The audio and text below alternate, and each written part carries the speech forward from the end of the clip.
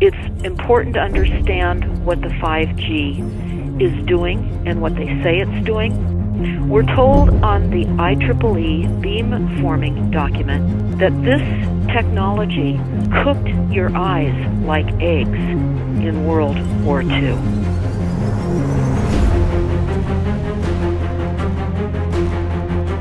And you all need to understand these are military weapons.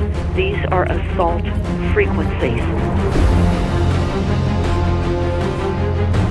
If you garner nothing more than that, that's what you need to know. It's microwave radiation warfare, is what this is.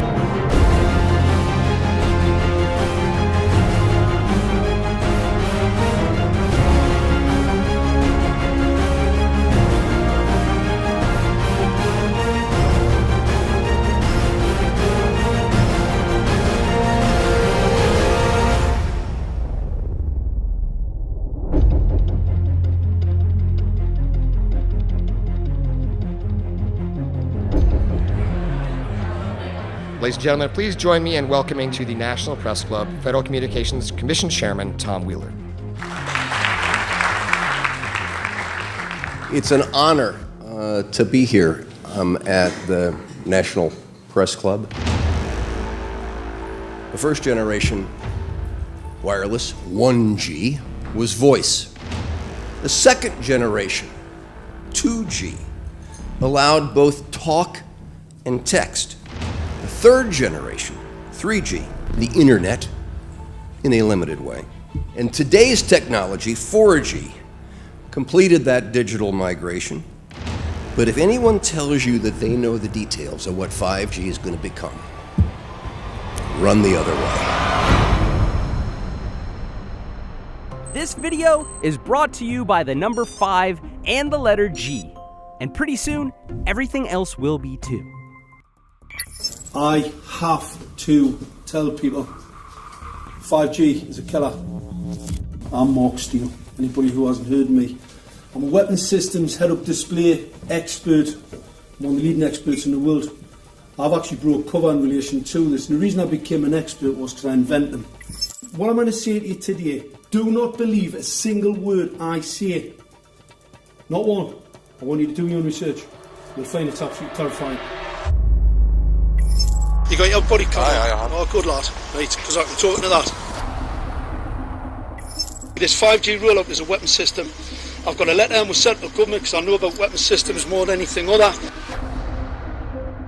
In Britain, in a place in the north of England called Gateshead, a scientist there called Mark Steele has been very publicly and actively warning people about the effects of LED streetlights, which he says in Gateshead are emitting now 5G. Right, what's the crack? Hey, lads. I'm just having a word with these Gateshead council workers about replacing these transmitters on these lights that are causing harm and assaulting the community. This is an existential threat to the economy, to the environment and humanity. If these transmitters are everywhere, then everyone's at risk, surely.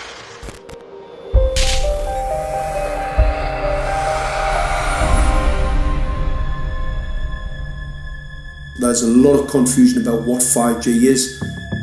The G stands for generation. So you started off with the first transmitter system. Back in the 1980s. In the 80s, yeah. So you had 1G, then you had 2G. And as the generations moved on, you started to see more complex signal systems, cleverer pieces of antenna designs, etc., etc. So the whole thing became more data, quicker downloads, etc., etc.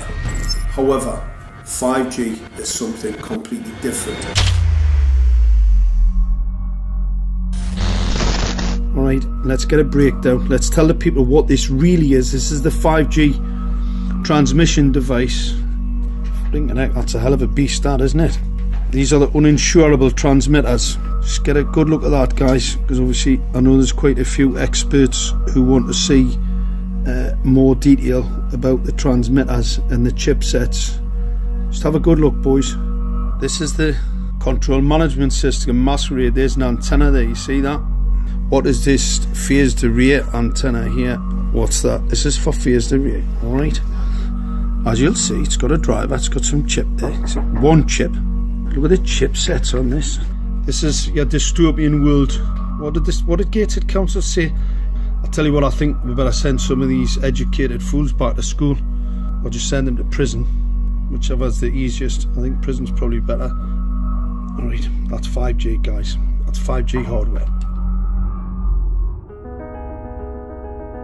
You must consider the whole part played by electricity in nature. Human beings cannot go on developing in the same way in an atmosphere permeated on all sides by electric currents and radiations. It has an influence on the whole development of man. This life of men in the midst of electricity, notably radiant electricity, will presently affect them in such a way that they will no longer be able to understand the news which they receive so rapidly. The effect is to damp down their intelligence. Such effects are already seen today. Even today, you can notice how people understand the things that come to them with far greater difficulty than they did a few decades ago. Rudolf Steiner, 1924. Rudolf Steiner noted that in 1924, since then our atmosphere has become far more permeated with electric waves of widely diverse types. There's no doubt now that electric waves, electromagnetic forces, cause direct biological effects. There's thousands of peer-reviewed papers on this subject. There's no doubt about it. But what are these effects? How are they affecting us? What can we do about it? We're now at a stage where we're putting in what's called 5G, which is a special type of broadcast for high-density information transfers. And it turns out that this is the same frequency bands that are used in crowd dispersal weaponry.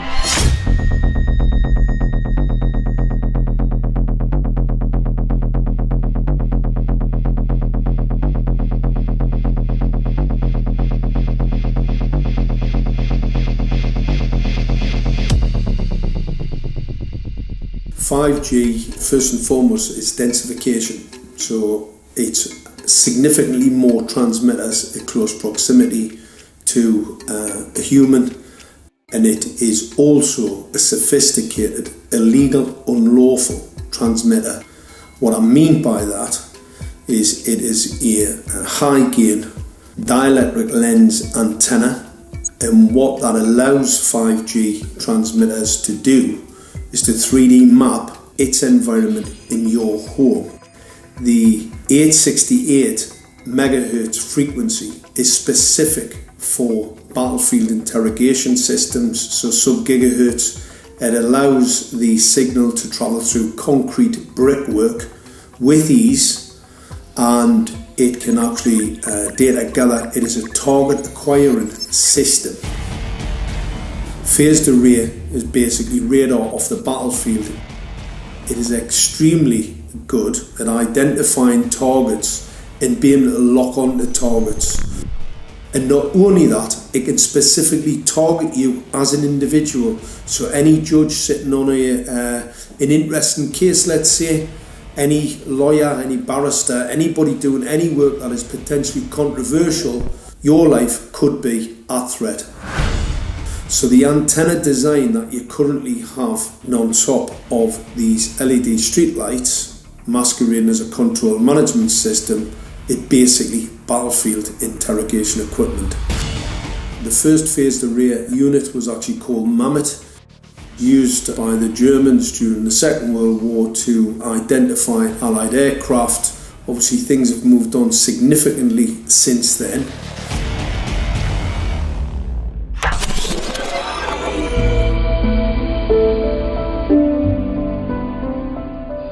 Well, I joined the Royal Navy in 1960, and I specialised in microwave warfare. Radar, obviously, which uses microwave, but they don't just teach you radar, they teach you all about microwaves and other uses. So I understood about microwave warfare and how it can damage people, how it can harm people. Microwaves then were used as weapons, as they are today. It is a perfect stealth weapon, and when governments don't like a group of people, For instance, the ladies who protest at Greenham Common in England about the American missile base they camped, they were microwaved.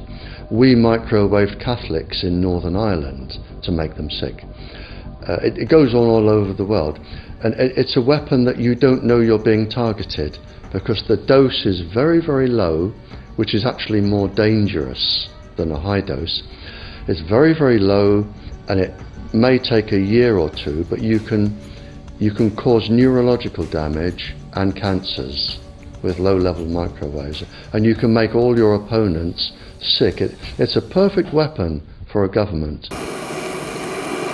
Our impulses are being redirected. We are living in an artificially induced state of consciousness that resembles sleep. Their intention to rule rests with the annihilation of consciousness. We have been lulled into a trance. They have made us indifferent to ourselves, to others. We are focused only on our own gain. Please understand, they are safe as long as they are not discovered. Keep us asleep, keep us selfish, keep us sedated. Almost immediately, I had neighbours knocking on the door, talking about children bleeding from the nose. I had images posted on Facebook. And one neighbour in particular came to my door and mentioned the fact that since the LED street lighting had been installed, she was bleeding from the nose every single night. I thought it was unbelievable.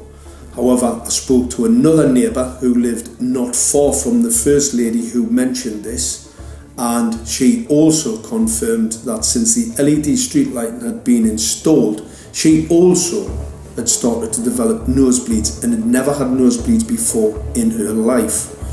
That then put me on a journey to investigate.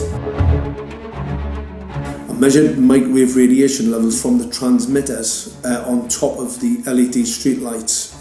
The basic 868 megahertz, it was significantly higher than the current Council of Europe 1815 resolution, which is a maximum of 600 millivolts. I've measured up to over 3,000 millivolts. 5 to 6 times higher than the guidelines. Significantly higher than the current Council of Europe 1815 resolution, which states that 200 millivolts should be the maximum. The Bioinitiative report states that it should be significantly less than that. So we've got the Council of Europe, that's, you know, the international criminal courts are stating that, you know, the learned judges have said that 200 millivolts, and I'm measuring in bedrooms in Gateshead minimum 600 and up to 4,000. Does this mean that in 2020, 2021, when 5G is destined to roll out globally, that you're going to get those kind of readings everywhere all the time? Everywhere all the time. Worse than that? Worse than that. Yes, 5G will connect the Internet of everything. If something can be connected, it will be connected in a 5G world. Hundreds of billions of microchips connected in products from pill bottles to plant waterers, requiring massive deployment of small cells. We won't wait for the standards. Now, to make this work, the 5G build-out is going to be very infrastructure intensive. We must reject the notion that the 5G future will be the sole provenance of urban areas. The 5G revolution will touch all corners, and that's damn important. The interconnected world of the future will be the result of decisions we must make today.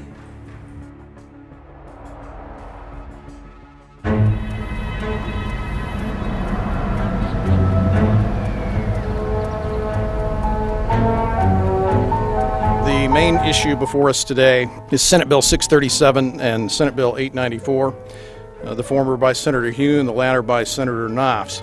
We're going to invite the first four witnesses in support of the legislation, and that would be John Jones with Sprint, David Lewis and Andy Emerson with AT&T, Neil Krevda with Verizon, and Frank Iacovetti Jr. with T-Mobile.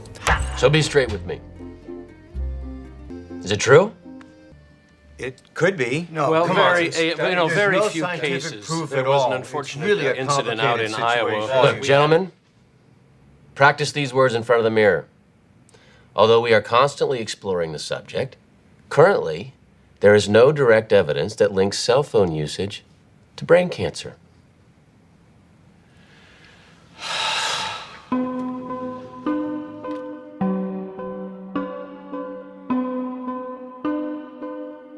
I'm Sharon Goldberg. I'm an internal medicine physician. I've practiced medicine for 21 years, and my background is mostly academic, internal medicine, hospital-based, clinical research, and medical education. I'm a certified Microsoft small business specialist. I've worked on space station designing the cabling system for the airlock module, where I was responsible for EMI/EMC analysis, which is electromagnetic interference, electromagnetic compatibility. I am a professor in the Department of Epidemiology, Biostatistics, and Occupational Health, and I teach there both toxicology and health effects of electromagnetic radiation. My name is Daphne Tachover, and I'm the founder of an organization called We Are the Evidence. We are an organization that represents the many adults and unfortunately many children who have become very sick from wireless technology radiation. There seems to be a couple false Easter eggs being put out there right now. I want to make sure we dispel that right off the gate. The effects of wireless on health scientifically are very, very clear. So it's always pushed back to the definition of an acceptable level of radiation. And that's what this is, by the way. This is about radiation. Wireless radiation has biological effects, period. My name is Dr. Angie Kolbeck.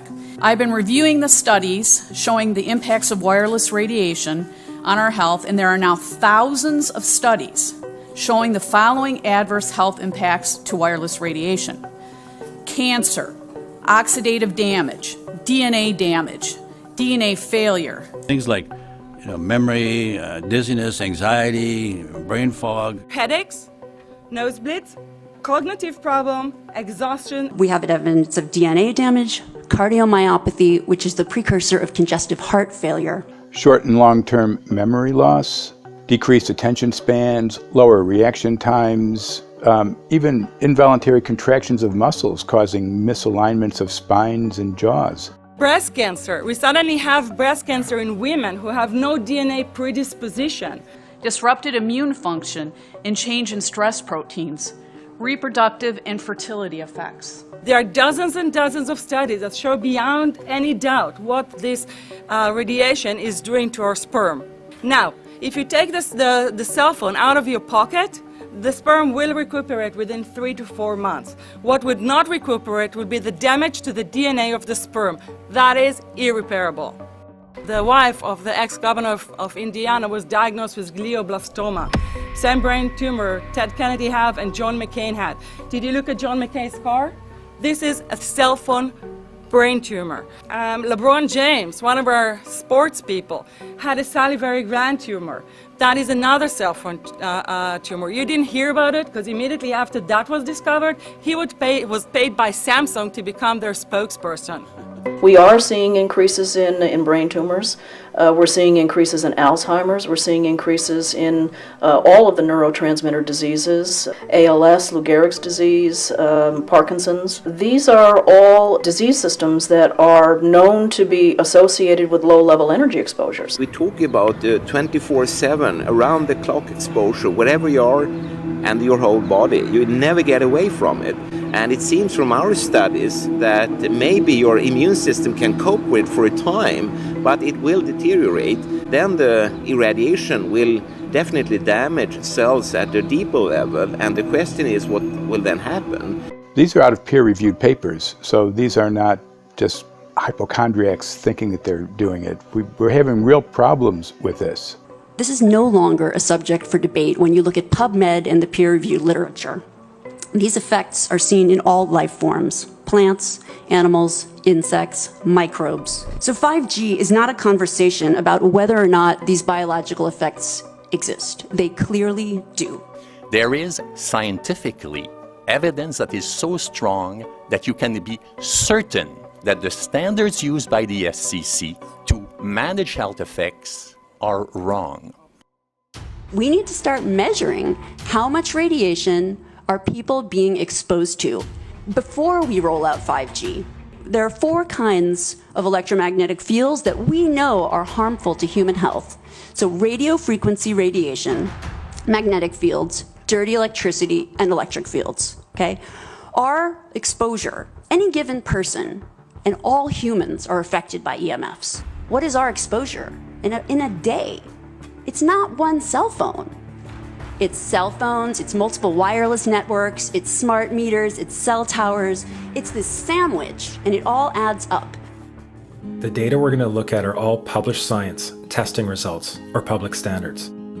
At the bottom end of the radiation scale of what's called power density, or signal strength, is the minimum level at which cell phones will work, which was found to be 0.2 billionths of a microwatt per centimeter squared. Pine needles were found to age prematurely at 0.000027. At short-term exposures of 0.05, children aged 8 to 17 experienced headache, irritation, concentration difficulties, and behavioral problems. 0.1 is the biobiology or building biology guideline for extreme concern. 1.0 produced sperm DNA fragmentation and a decrease in sperm viability in vitro. Also at 1.0, the science shows the following bodily effects can occur: headaches, dizziness, fatigue, insomnia, chest pain, difficulty breathing, and indigestion.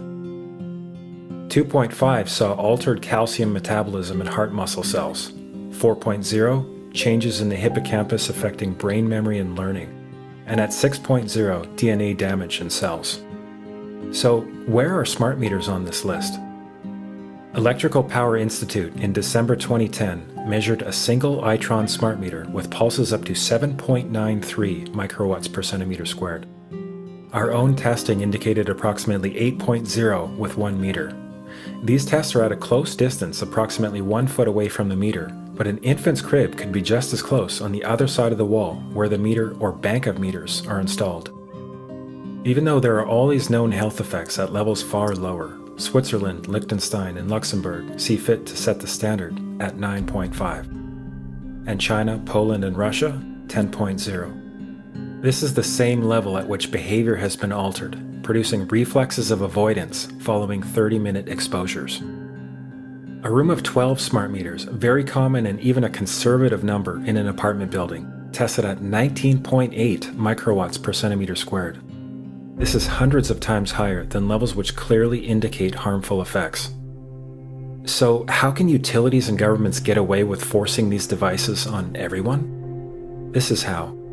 In Canada and the US and several other civilized countries, the safety limit is set at 600 to 1,000 microwatts per centimeter squared. This so-called safety limit is literally tens of thousands of times higher than levels which are known to damage health, according to peer-reviewed published science.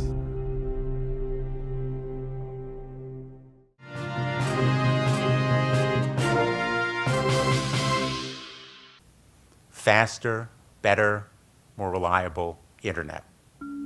That's the promise of 5G technology, but there is also the peril. Health hazards associated with radio frequency that is higher also and requires more transmitters and antennas. And the stark, simple fact is the health hazards are unknown and unstudied. And that is a sign of neglect and disregard on the part of the Federal Communications Commission that seems unacceptable. There have been no answers so far. The FCC basically has said everything's fine, but in order to reach a conclusion about the health and safety of this new technology, we need facts. Mr. Chairman, thank you for having this hearing. 5G, as you well know, also uses higher frequency waves that don't travel as far and will rely on a network of hundreds of thousands, potentially millions of small cell sites. And the question then is, are there any health implications, any public safety implications to those additional sites that are likely to be located close to homes, schools, workplaces, and closer to the ground, correct? Correct, Senator. Yes.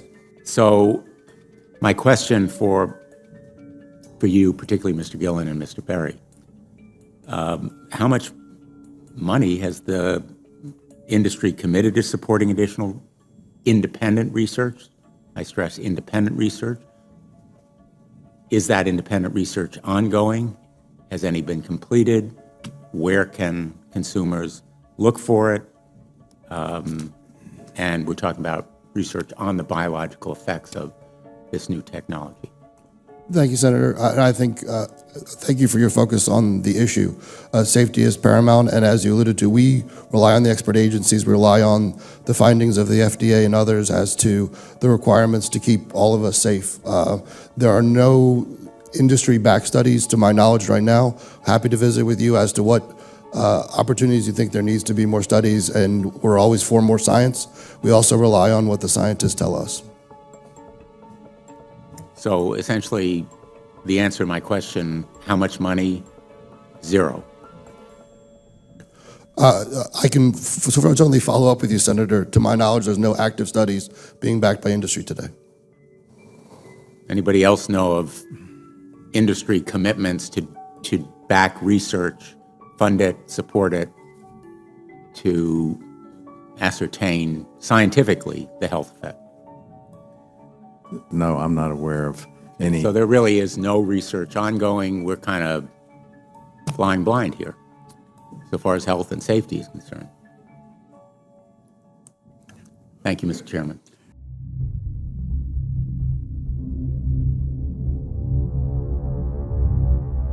You're a trained medical professional. Yes. We don't have one on the panel. What are we to make of the American Cancer Society, for example, telling us there's no evidence of harmful product? Many of these organizations have conflicts of interest. Very briefly, if you can, what do you mean by conflict of interest? One of the first things that you teach residents is that you always have to look at the funding. There's a tremendous amount of sponsored research by people who are hired to do studies to find no effect. And that's plagued this field in a number of countries. The radio frequency radiation work that we did was supported by Motorola. The relationship was really very cordial and very stress-free, but only up until we started generating data. These folks were very, very upset and began to talk about how are they going to handle this, what sort of spin can we put on this, what can we expect from this, and from that point on the relationship changed. What we saw was that Motorola began to exert more and more control over the work, telling us what to do, telling us how to write abstracts, what to say in the abstracts, what to say in the papers, how to do the work. No, don't do this. Yes, do it this way. This was unacceptable. I had completed our study of DNA damage, and I submitted the final report to Motorola. They simply weren't willing to accept my interpretation of my study, my evaluation of my study, my knowledge of science at that point, and tried to urge me not to publish the study. Did you hear about people coming to you as far as having complaints about illness? We were made aware of health complaints following installation of smart meters, and we wanted to verify this using our field work. So I measured the field of about 30 different people while they stood 1 foot in front of the smart meter, and in every single case, the human energy field was obliterated as they stood in front of the smart meter. So in our first slides, what we see is normal cells, and the structure of the cells is intact and sound. This is what we would expect from a normal sample. So after 2 minutes of exposure in front of the smart meter at about 1 foot away, we see a totally different story. Sample 1, you can see a lot of degradation in the cells. The cell walls have been broken, and you see changes in the cells which are called mycoplasma. It shows a mutation to the cell. In the second sample, we see a different type of degradation to the cell membranes. You can see a corrugation here. This is called bottle cap formation, and it's known that this occurs due to oxidation or exposure to free radicals. So this third subject, when we did her sample, she had to be pulled away from the meter after 45 seconds because she complained about an increasingly severe headache. And here you see a phenomenon called rouleau, where the red blood cells are stacking up, which makes it very difficult for the blood to deliver oxygen to the tissues as they would be their normal function. Every single one of these is a degradation. Every single one of these shows a trauma to the blood cells, and that came from something, and the only variable was the smart meter. The good news in all this is the patient and the blood can return to normal once they have been removed from the influences of these stressors.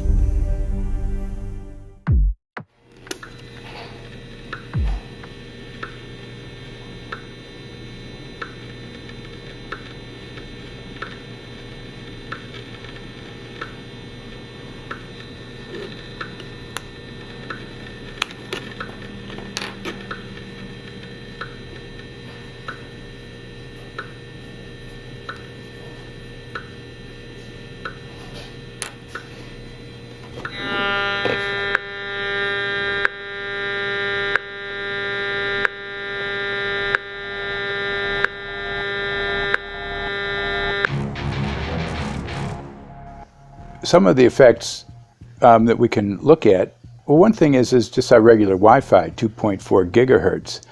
That's in the same range as microwave ovens, which are also called radar ranges, because that is radar.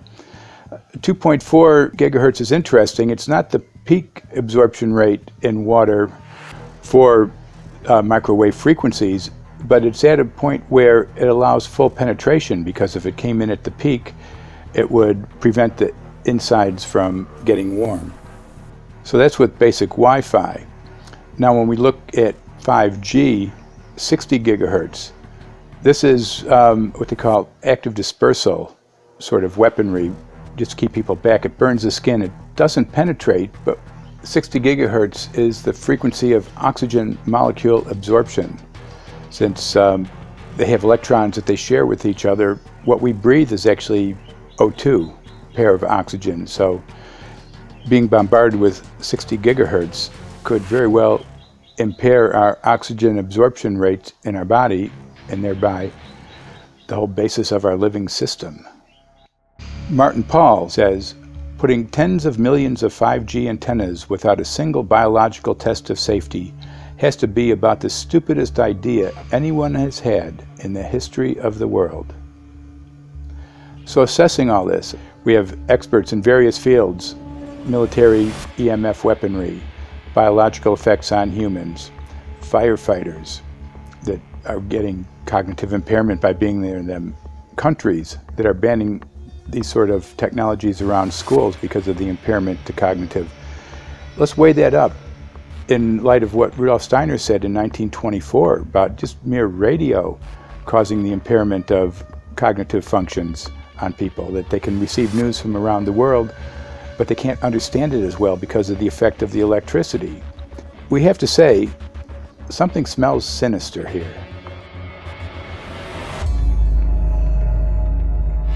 With the 5th generation, it's actually a whole new ballgame. It's not using the same technology.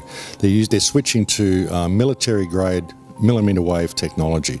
And when you look at this technology, I mean, if you go and look at DARPA reports, come and look at some of the patents that the United States military has put out on what they can do with psychological weapons, all sorts of things, crowd control, active denial, anything you can think of, this is what they can do with 5G. So any type of military application you can think of which has an electromagnetic base, they can do with 5G. And they're putting this out blanket across the population. Ladies and gentlemen, the President of the United States. Good evening, my fellow Americans. In the councils of government, we must guard against the acquisition of unwarranted influence, whether sought or unsought, by the military-industrial complex. The potential for the disastrous rise of misplaced power exists and will persist. We must never let the weight of this combination endanger our liberties or democratic processes.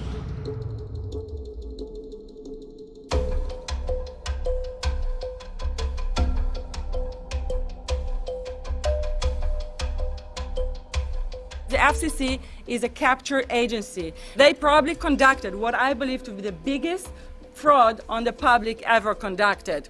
The FCC has been described by Harvard University's Center for Ethics writer Norman Alster as the most captured agency in D.C., acting more as an industry cheerleader than a regulator. This is especially true today with 5G, where there are serious safety concerns and potentially misleading information coming from the FCC. For example, the previous chairman of the FCC is Tom Wheeler. He was the head of the Wireless Lobby Association for 14 years.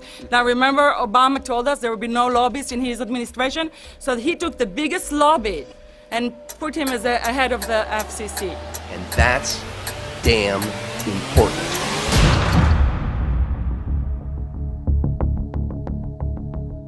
In 1993, the FCC started a rulemaking to adopt the IEEE regulations on this issue. IEEE is an engineer association. Why is it that we adopt regulation of engineers who maybe know how to measure this radiation when it's passing a wall, but not when it's passing a body? All our health agencies objected it, saying that it makes no sense to adopt engineer association, that they had not even one biomedical person on their team. They are effectively indemnified against adverse health impact lawsuits when the acceptable limits are higher than the limits actually shown to show harmful health effects. The FCC guidelines were developed for short-term exposures, 6 minutes, 30 minutes, depending on it's a phone or an outdoor exposure. And they have absolutely no connection to the biological effects that have been very clearly summarized in the Bio Initiative. So as you can see, there's a number of individuals in this room today that have serious concerns about this as regards to their health. If one of your companies decides to put one of these small cells up at a pole that's within, say, 50 feet of one of their houses, what recourse do they have to say, is there a way to move it somewhere else? There's language in the bill so that the authority can require the applicant to come forth with certification of compliance with the FCC's rules related to radio frequency emission. Remember that denial of request or denial of permit request that you can put in? It's going to point back to the acceptable levels as determined by the FCC. Not the EPA, or not the CDC, the ones who usually take care of health concerns, but by the FCC, which is staffed by former members of the telecommunication industry. That's the fox guarding the henhouse. It's a fact that most insurance companies will not indemnify against EMF effects. Telecom companies around the world are warning their investors of potential major costs due to real or alleged risks of EMF pollution from their products. Interestingly enough, they're warning their investors, but they're not telling their customers. They're basically keeping it quiet because that's where their money comes from. So we're using technology that could be very potentially harmful to us, and the investors know it. But their only worry is that they might lose money, not that our health might be affected. First of all, I think what you should really think about is why is it that they're not insured? It's not that they chose to be self-insured. They actually rejected by the insurance company from being insured because they understand the risk. And so the insurance companies, the big insurance companies, will not insure the telecommunications? So there's insurance companies, and then there's what's called secondary insurance companies. Secondary insurance companies are the insurance companies that insure the insurance companies. So in an event, an insurance company, let's say I insure Verizon, and it may not be able to meet the claims, then the secondary insurance company is kicking in. Like Lloyd's of London. Sorry? Like Yes, Lloyd's of exactly. London. So two leading ones would be Lloyd's of London and Swiss Re. Both told the insurance company not to insure the wireless industry, and this is why they're not insured. And that should give you a hint. Now, this is exactly why they have to prevent a lawsuit. And how did they prevent lawsuit? That goes back to Section 704.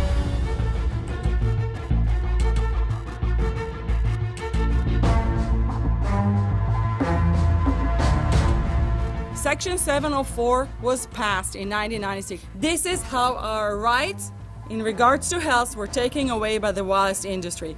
What this legislation did, it gave the power to regulate the health effects of wireless technology to the FCC. FCC is a spectrum auctioning agency. It's not a health agency. They don't even have one biomedical person on their team. And then the other thing that Section 704 did, it actually took the power from the states to regulate location of cell towers based on health. And what does it mean? It means that if they want to put a cell tower in front of your home, you cannot go to your city council and say, hey, stop, I don't want it. I just heard in a lecture that there are 10,000 studies proving that it's harmful. I don't want it. My child is sick. They would tell you, stop. You're not allowed to mention this in the city council because Section 704 says that if you will, and if the application will be rejected, the city will be sued, can be sued by the wireless industry.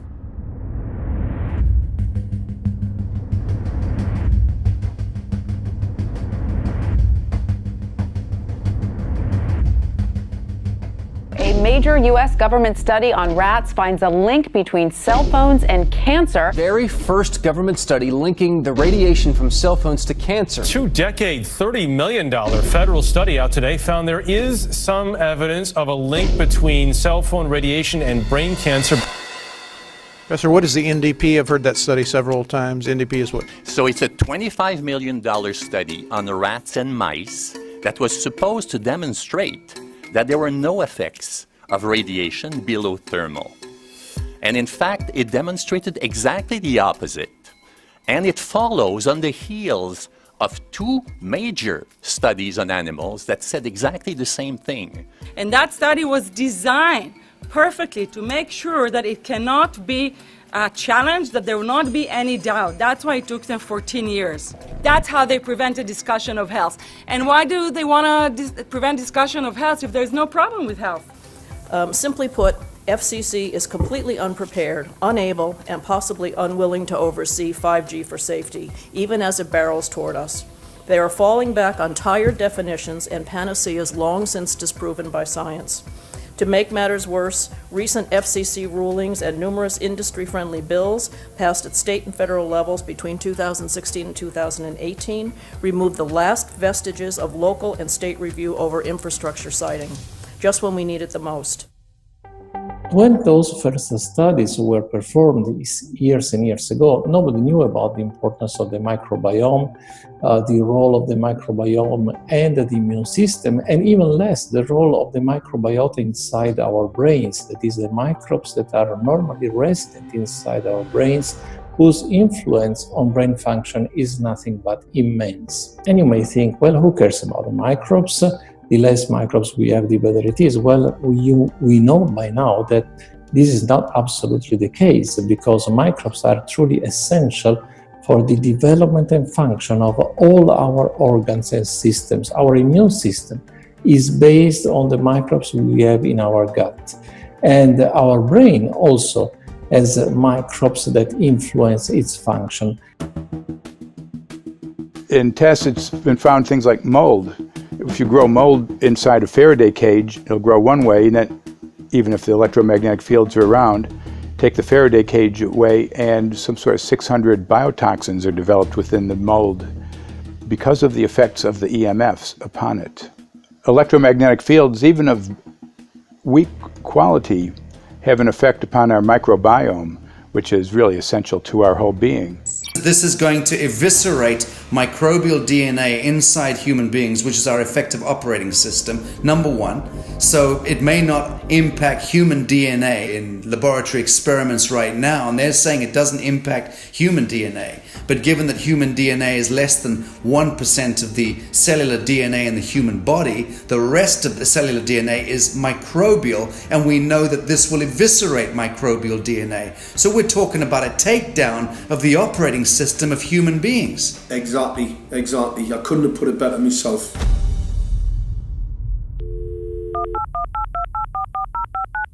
John Brandt. Morning, Mr. Brandt. Wow, this is Amanda from Virginia. Hi, how are you? Hi, I've been trying to get a hold of you for months now. You guys are covering up chemtrails. No, we are not covering it. We have no reason to cover up chemtrails. Of course, you have every reason to cover it up. Every reason. It's called What losing your reasons job. would that be? Oh, well, you personally, you would lose your job if you were to reveal anything to me, and it's probably unsafe for you to even be speaking about this, No, considering it's not the types of individuals you work for. It's not unsafe. It is unsafe. There's no problem with us talking on, you're a citizen, you're making a complaint. Oh, Lord have mercy on my soul. It's a complaint in an area that we don't have authority to regulate.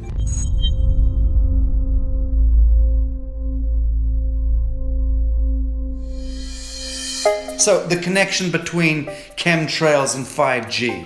It's all interconnected. The metallized particulates that would allow the 5G phased array, so basically the radar that would allow it to be able to identify you, so it can watch you, it can identify you in your own home 24 hours a day, 7 days a week. For the last X amount of years, we've been through chemtrailing, and that is now the cat is out of the box. We've had these nanoparticulates raining down on humanity for years now, impregnating our bodies, by best accounts staying inside our bodies. Those nanoparticulates, what you're saying, are building up a kind of a phosphorescence glow capability so that we can be flagged up in our homes, behind concrete and steel, inside bunkers, in the basement, doesn't matter where you are. The 5G will be able to now triangulate, map and read you, because you as a living being are impregnated with these nanoparticulates, which are acting as a kind of transmission and reception technology. It's exactly, absolutely exactly. You have to consider that DNA also works as a fractal antenna, which is able to send and receive and also to process signals under the form of radio frequencies. Well, then there is no doubt that artificial radio frequencies, such as those of cell towers, and in particular these new types of towers that have a much higher density of signals, they may somehow interfere with the ability of DNA to retain and transmit biological signals. So this is one level of danger that very few biologists are aware of. How much effort was put forward to address this, what most of these people or many of these people are here for, which are the health concerns? Was there any dialogue back and forth? Was there any working? Was there many studies evaluated to look at regarding this area? Maybe not every person that has concerns on the legislation was brought to the table. Okay, so from your perspective, you feel that there was a legitimate amount of time to evaluate the data that the opposition would have on this? Absolutely, and I wouldn't put forth something that I didn't believe in. And I'll tell you, as I mentioned earlier, and it's been commented several times amongst the panel here, this is truly an economic development issue. Our 3-year-old, again at home, is outraged when we pull out the driveway and he's not able to access Wi-Fi.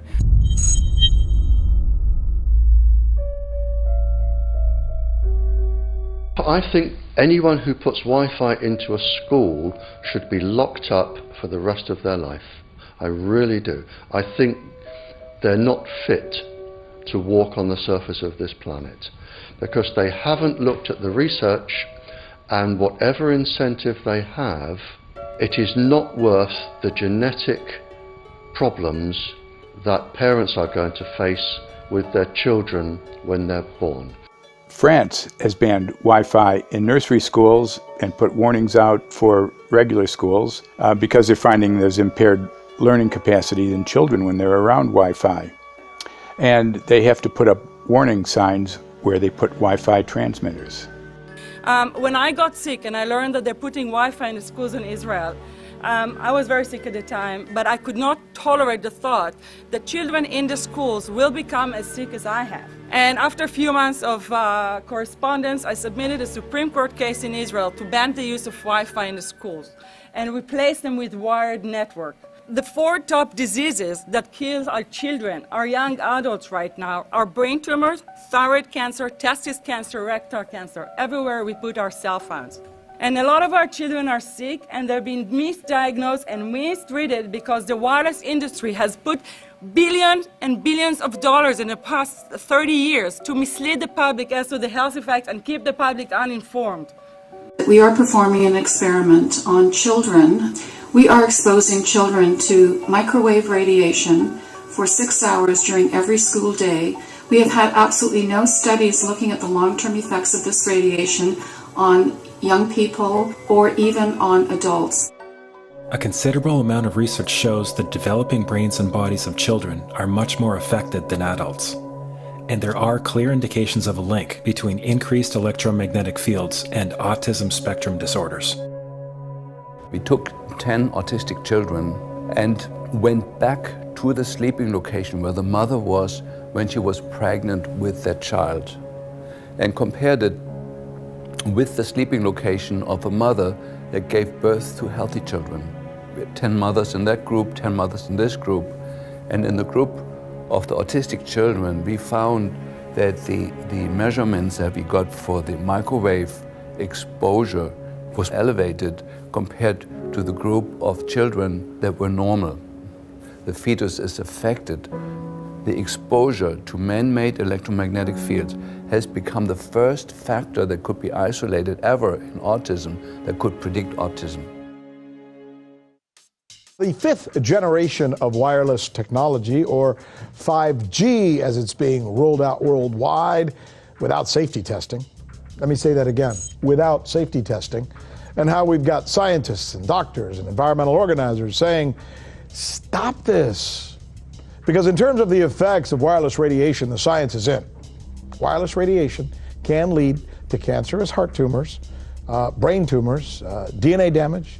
Wireless radiation is linked to infertility, to autism, Alzheimer's, and more. And guess what? All the effects that I just listed, those are some of the effects that are known according to the technology that's being seen today. First of all, you have to know that we know that the other EMFs that we're exposed to are already known to be health risks. And basically that 5G, because of the frequency that's going to be used and because of the extraordinarily high pulsation levels that will be used, is a much bigger threat to our health than the things that we already have, which are very substantial threats to our health. We're not just talking about the intensity. We're talking about the frequency and the very high level of pulsations. There's a huge literature which shows that pulsed EMFs, EMFs that pulse up and down very rapidly, are in most cases much more biologically active than our non-pulsed EMFs. Every single wireless communication device communicates via pulsations, but the industry completely ignores this issue.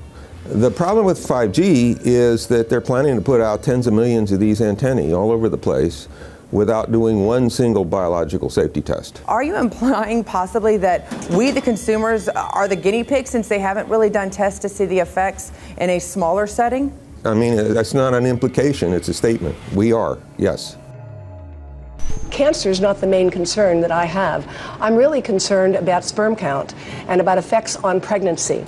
How many of you know that 1 in 6 American couples is unable to have a child when they want to?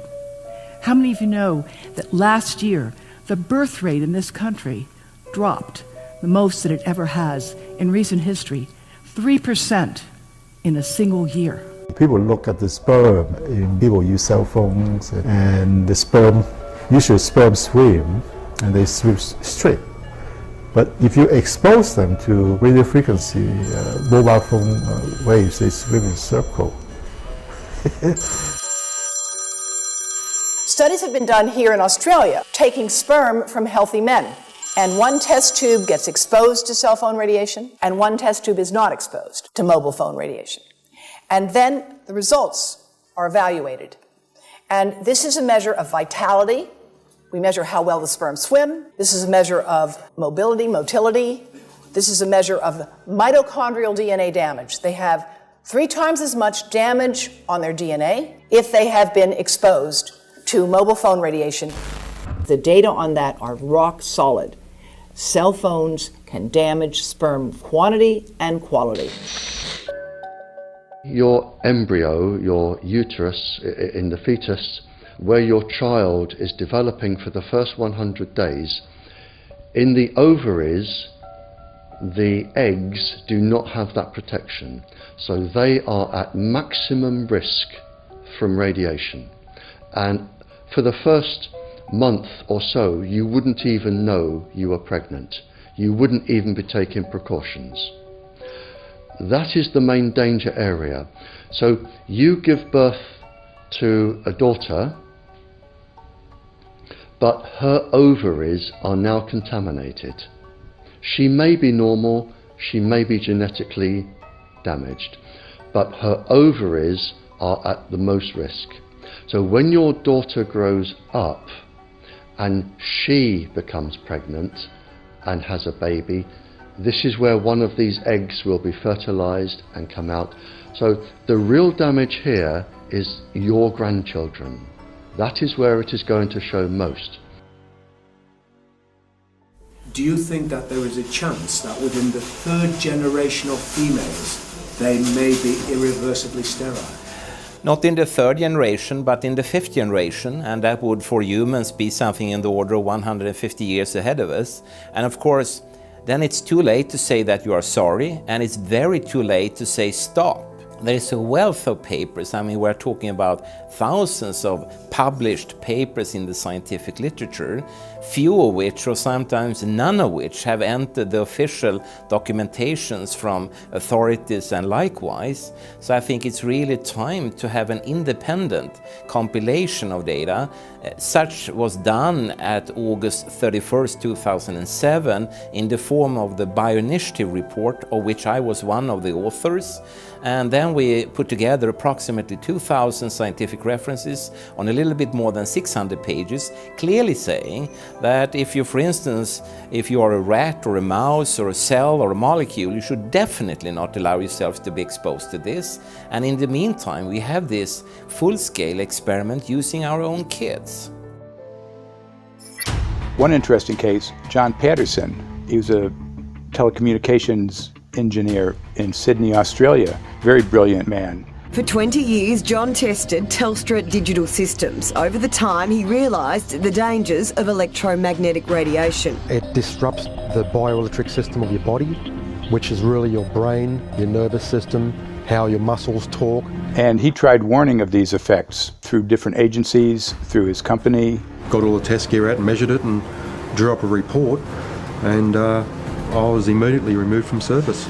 Finally, in 2007, he took matters into his own hand. He commandeered a used British Army tank and went and destroyed 6 cell phone towers in Sydney, Australia, because he wanted to stop this. He was trying to make a point. The message was that how dangerous it was. You know, these people were elected by us to manage our infrastructure in a responsible manner. That is the sole purpose of government if it's going to exist at all. And if it doesn't do that, then it has no right. It is invalid. So we need to pull this infrastructure down. We really do. But in order to do that, I mean, we can't just be some violent domestic terrorist. You've got to bring this awareness to the people that these towers are doing them damage. You don't need bandwidth that fast. And they're not doing it so you can download movies quickly. They're doing it so they can track every single thing you do and bring in this social crediting system to control even everything you think.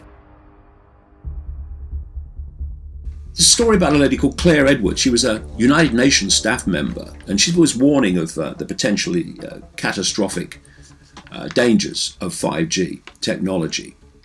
I took the issue to the UN Secretary General, Antonio Guterres. He is a physicist and electrical engineer, and lectured on telecommunication signals early in his career, yet asserted to me that he knew nothing about the dangers of 5G. Current public exposure levels are at least 1 quintillion, that's 18 zeros, 1 quintillion times above natural background radiation, according to Professor Olle Johansson of the Karolinska Institute in Sweden.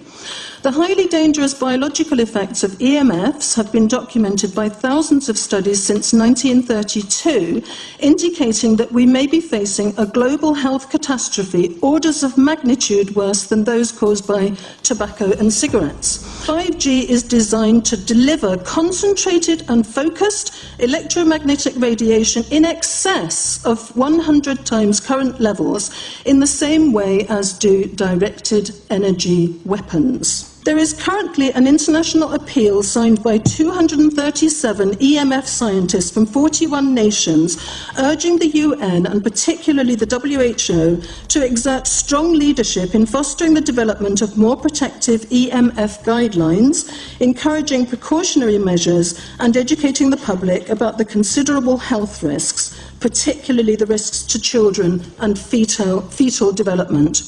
Sorry, because we are talking with someone that is a little bit ignorant on these things. If you're talking to the Wi-Fi systems, I become worried because I put those devices in my house. I will have to, I confess my ignorance on this. We will have to, but I'm going to raise this with WHO, which I think is the organization that might be able to deal with it properly, because I must confess I was not aware of that danger.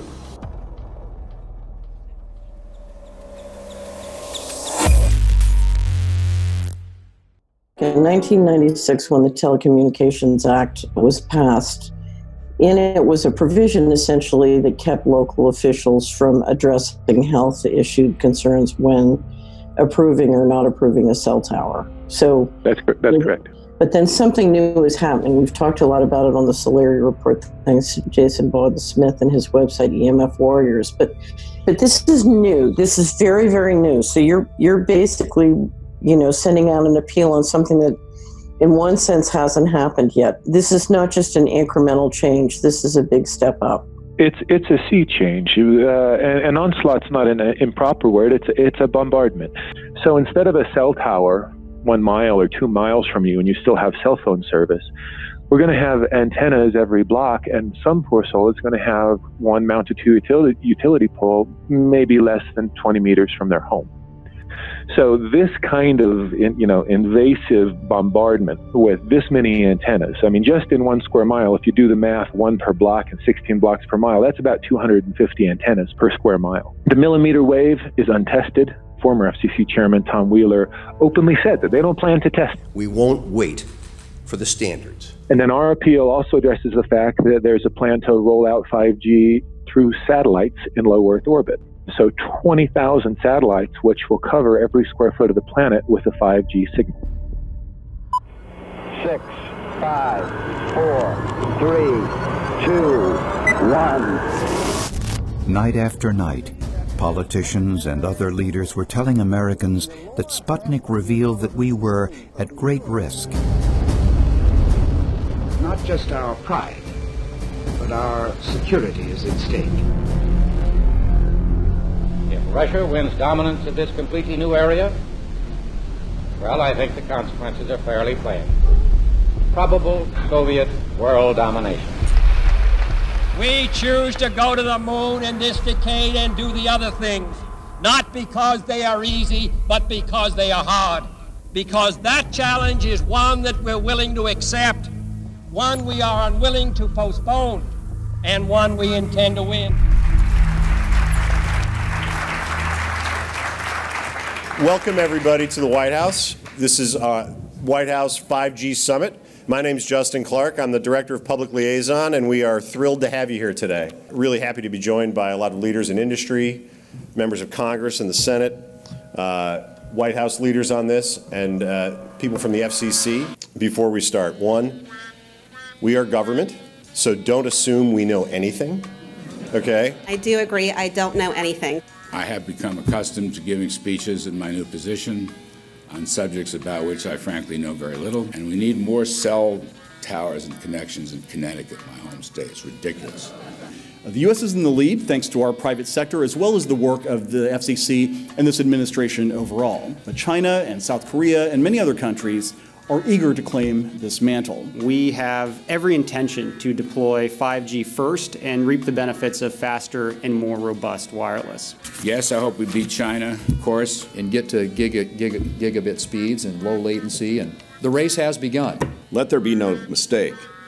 The race to 5G is a sprint. Winning the global race to 5G, it's a national priority. We must bear in mind the national security implications of winning the race on 5G. Today we're talking about the importance of being first in 5G, continued commitment to putting America first in the race to 5G. We're calling it America First, 5G First. Well, our strategy is called the 5G FAST Plan, a plan to facilitate America's superiority in 5G technology. Connected devices for health applications, which I love, has the capacity to make people healthier, as I understand it, a lot of medical applications. Industry is not asking the government for money to build 5G networks.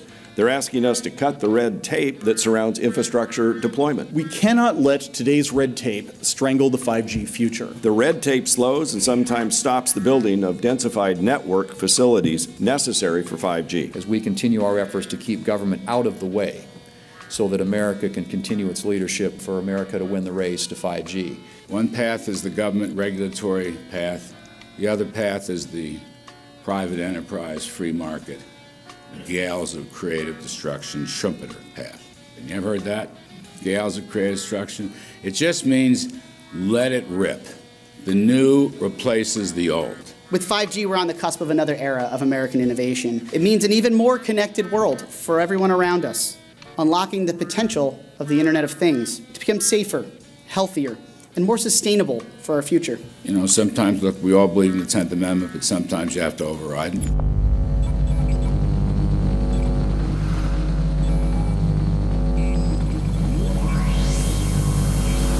By the way, the 1996 bill permits that kind of override. We're not here to be completely heavy-handed, but sometimes you got to do what you got to do. And some of these states or cities that don't want to cooperate want to shake us down. We can't allow obstacles and barriers to stop this movement. That's all.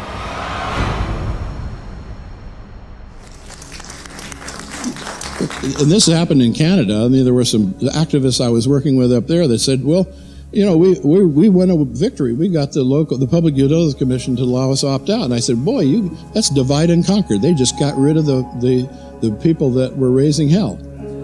So, you know, that's not the answer. We need to opt out everybody. An opt-out is an agreement to pay to not be harmed. An opt-out is volunteering into extortion. An opt-out says that if I don't pay you, you have the right to harm me. So that doesn't work. This is a mandate. This is being pushed down your throat by a company that is not responsive, by a government that is not responsible, and it's being done in a collusion that's designed to undermine the individual rights of individual people in communities across the country and around the world. The Minister for the Environment has a duty. His duty is primarily to ensure that there is cleaner, better, healthier environment for people in this country. It's a simple duty. He also has a responsibility in regard to science and innovation to make sure that that happens. What seems to be happening here, in fact one could say undoubtedly happening here, is he's using science and innovation to ensure that our right to life is threatened. There have been no public debates. There is no public discourse. There are no public disclosures as to why, when, how, what is going on in regard to 5G. That by itself is a breach of ministerial responsibility, and one which we really should look at in terms of a private prosecution against the ministers who have failed to protect our right to life. Okay, smart technology, smart meters, smart cars, not that smart, huh? What does smart mean? Anything that has smart attached to it, secret militarised armaments in residential technology. That's where smart came from. And smart, every bit of technology that you see today has all been developed for either some type of battlefield, some type of intelligence gathering system, and obviously these developments have to be commercialised, and people have actually took them into their homes.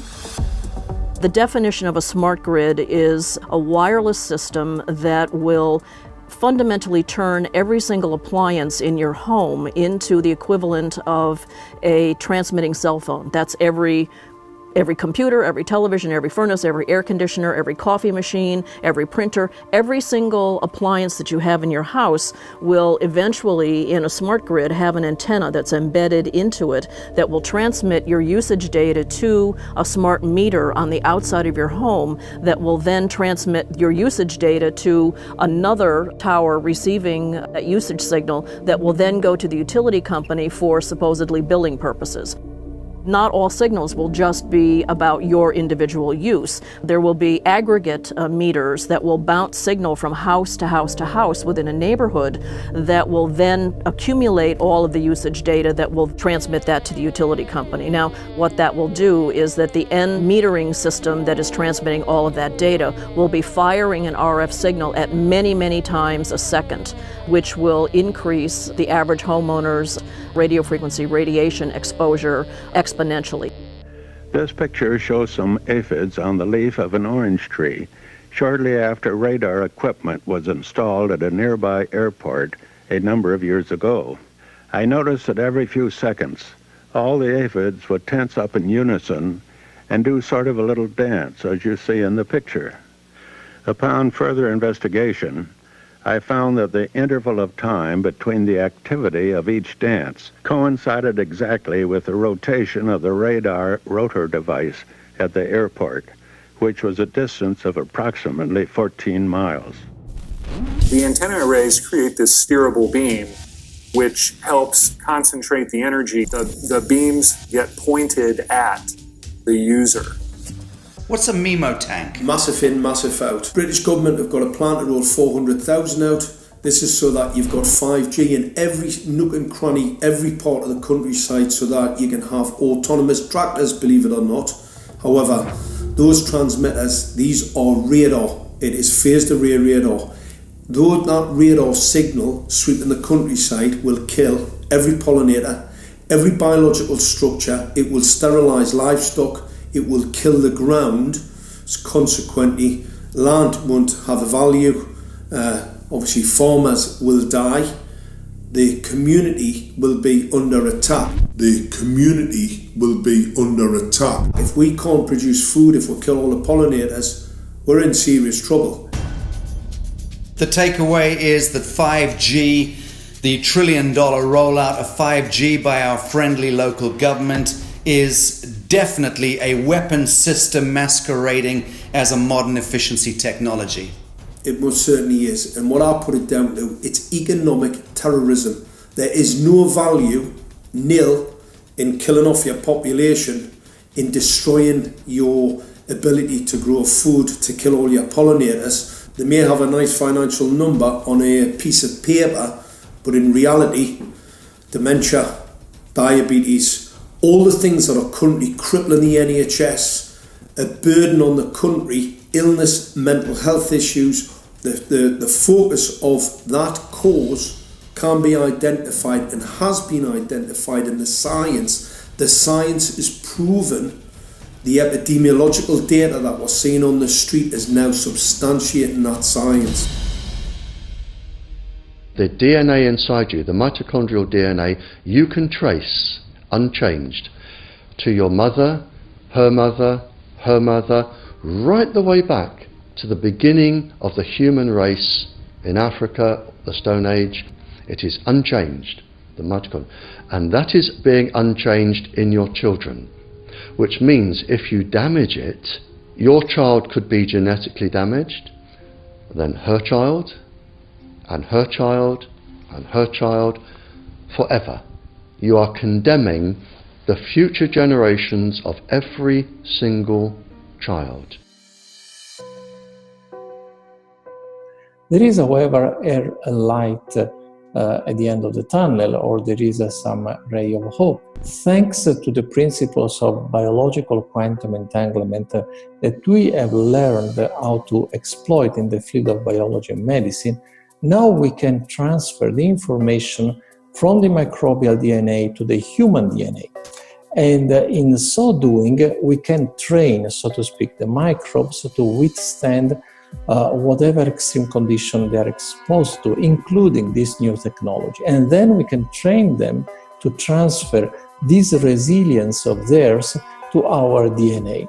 So let's say that there are good reasons to be worried about the introduction of these new technologies, but fortunately, since the knowledge in the field of quantum biology, in the field of microbiome medicine is advancing as fast as potentially harmful technology, then we can exploit this knowledge to protect ourselves from any real potential or perceived danger from these new technologies. I've met with molecular and cellular biologists, with blood microscopists, with weapons development experts, frontline activists and researchers, and all the stories I'm hearing from these experts and pundits leads to the same thing.